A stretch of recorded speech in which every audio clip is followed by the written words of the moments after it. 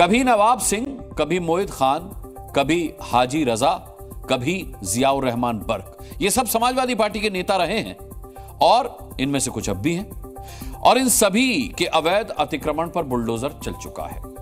अब इस लिस्ट में नया नाम जुड़ गया है कैश खान का। समाजवादी पार्टी के नेता कैश खान ने अवैध अतिक्रमण करके आलीशान होटल खड़ा किया था, लेकिन आज योगी का बुलडोजर वहां आया और बुलडोजर सेना ने उस अतिक्रमण पर अपना पंजा चलाया। कैश खान की सल्तनत पर योगी का बुलडोजर चल गया। देखिए रिपोर्ट।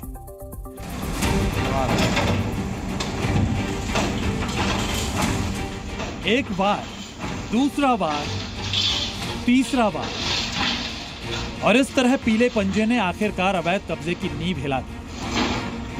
बुलडोजर का पंजा पिलर के बाद छत पर चलना शुरू हुआ। पहले बालकनी पर लगे ग्रिल को बुलडोजर ने हटाया और फिर बालकनी की छत को ही बिल्डिंग से जुदा करना शुरू कर दिया। मंगलवार का दिन कन्नौज के समाजवादी पार्टी के एक नेता के लिए अमंगलकारी साबित हुआ। इस नेता का नाम है कैश खान। सरकारी नियमों की अनदेखी कर कैश खान ने अवैध तरीके से इस 2 मंजिला मैरिज हॉल का निर्माण करवाया था। लेकिन यूपी में अवैध निर्माण और अतिक्रमण दोनों की उम्र बहुत लंबी नहीं होती और ये बात शायद कैश खान भूल गया था। लेकिन योगी के बुलडोजर ने उसको उसकी गलती अच्छे से याद दिला दी। जिस वक्त कन्नौज के आधे लोग रजाइयों से नहीं निकले होंगे, उस वक्त कैश खान के मैरिज हॉल में योगी फोर्स का बुलडोजर दाखिल हुआ। वक्त सुबह 8 बजे का था। बुलडोजर आगे आगे चल रहा था, योगी फोर्स पीछे पीछे चल रही थी। कैश खान के मैरिज हॉल कम महल में बुलडोजर ने दाखिल होते ही अपना काम शुरू कर दिया। कैश खान ने सरकारी रास्ते पर अतिक्रमण कर मैरिज हॉल बनवाया था। कैश खान की दबंगई इतनी थी कि उसने सड़क के ऊपर ही लेंटर डालकर गेट लगवा दिया था। लेकिन जब बुलडोजर ने पंजा चलाना शुरू किया तो कन्नौज का बालापीर मोहल्ला उसकी दबंगई टूटते हुए सुन रहा था। ये एक नगर पालिका का रास्ता था जिसपे अतिक्रमण करके कुछ लेंटर डाल के और गेट लगा लिया गया था। तो इसमें 2 महीने लगभग पहले नोटिस दिया गया था। नोटिस के बाद जो है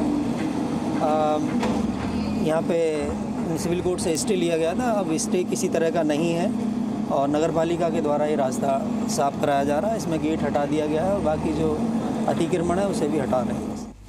समाजवादी पार्टी नेता कैश खान की अखिलेश यादव से करीबी थी। अखिलेश यादव और डिंपल यादव के साथ उसकी तस्वीरें हैं।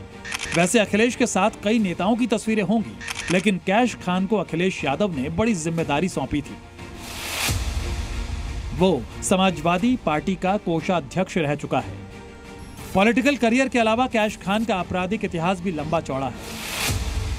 कन्नौज में उस पर 7 मुकदमे दर्ज हैं। उस पर दंगा भड़काने जैसा संगीन इल्जाम भी है। मारपीट करने और मस्जिद की जमीन पर कब्जा करने का मामला भी दर्ज है। कैश खान पर 200 साल पुराने शिव मंदिर को कब्जाने का आरोप भी बीजेपी नेताओं की तरफ से लगा था। अब प्रशासन उस कब्जे की भी जांच कर रहा है।